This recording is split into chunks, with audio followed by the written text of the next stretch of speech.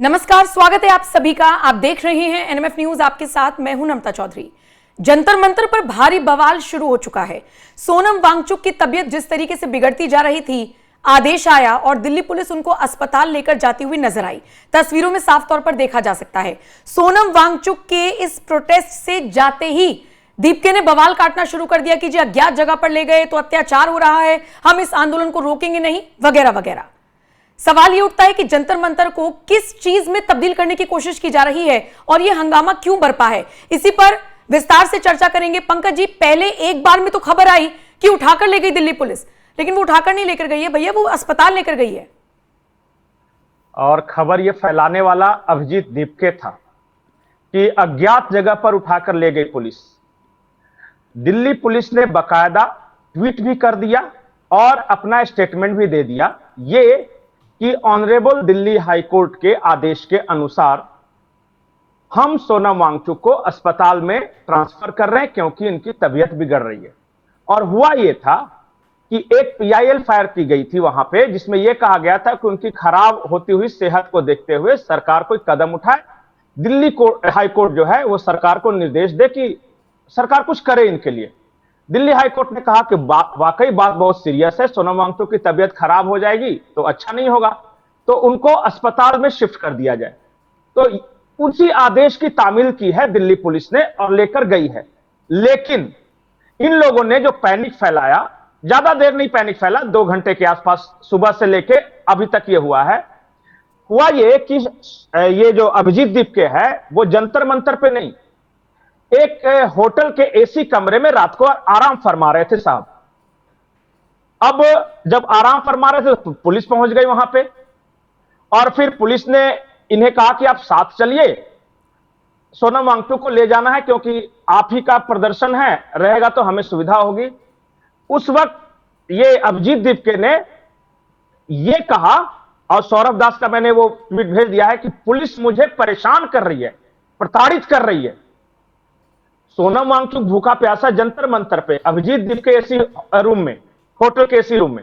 तो दीपके पर तो आरोप लगते ही है ना कि वो रात को यहाँ पर रुकते ही नहीं है, उनका अपना पूरा सेटअप है, वहां से रेडी वेडी होकर आते हैं। हाँ, पूरा पैसे वैसे बढ़िया खर्च होता है वहां पे।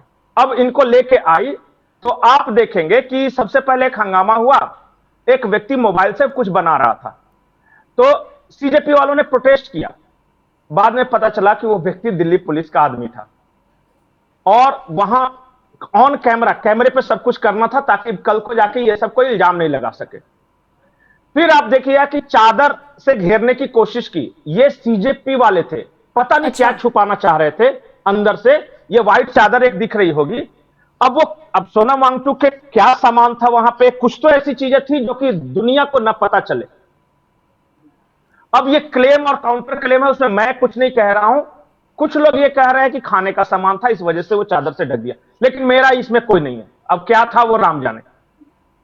अब फिर लेके गई है और इनको अस्पताल में भर्ती कराया गया है इनकी तबीयत को देखते हुए।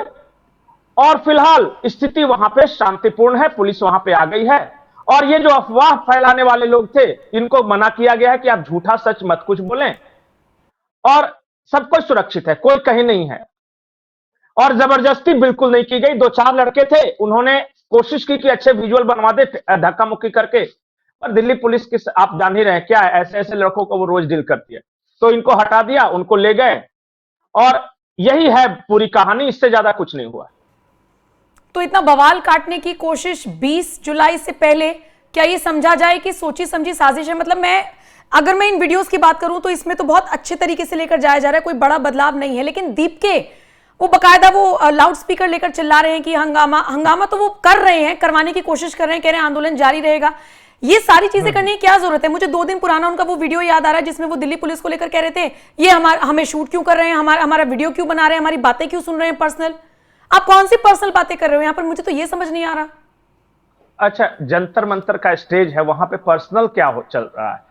और दिल्ली पुलिस को इसलिए बकायदा रिकॉर्डिंग करने के लिए कहा गया था कि कल को जाकर, अच्छा मान लिया नम्रता कि इन्हीं में से कोई सोनम वांगचुक का हित कर देता तो, कुछ नुकसान पहुंचा देता तो, इसलिए दिल्ली पुलिस वहां पे वॉच रख रही थी कि वहां पे कुछ ना हो। और इनको वीडियो से क्यों प्रॉब्लम है, कैमरा से क्या प्रॉब्लम है? अब मतलब ये क्या ढक रहे हैं, क्या छुपाना चाह रहे हैं? स्टेज तो ओपन है ना, रहना चाहिए ओपन, क्योंकि जब अनशन पे बैठे हैं तो बैठे हैं सबके सामने।